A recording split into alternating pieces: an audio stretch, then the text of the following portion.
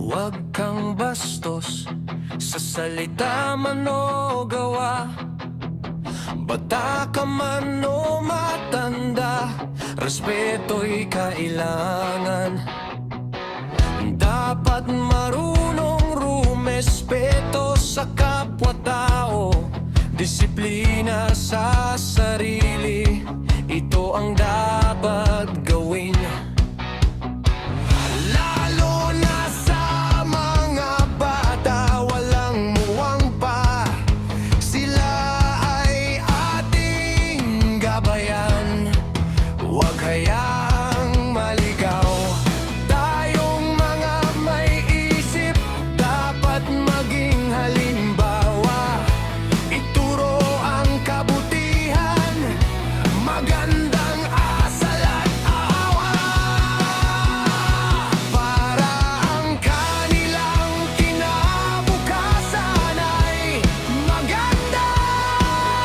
Malayo sa gulo, puno ng pag-asa. Kung ngayon ay hindi natin ito papansinin, ano na lang ang mangyayari sa darating na panahon? Ano ang kahihinatnan ng ating kabataan kung wala silang respeto sa isa't isa? Gulo ang kahihinatnan, hindi mapayapa. Kaya simulan na natin ituro ang tama. Respeto sa nakatatanda, respeto sa kapwa, ito ang pundasyon ng payapang lipunan.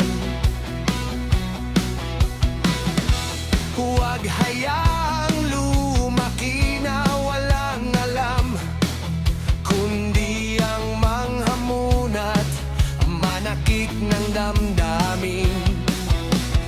Tayo ang magulang, tayo ang kuya at ate, responsibilidad natin ang kanilang kinabukasan.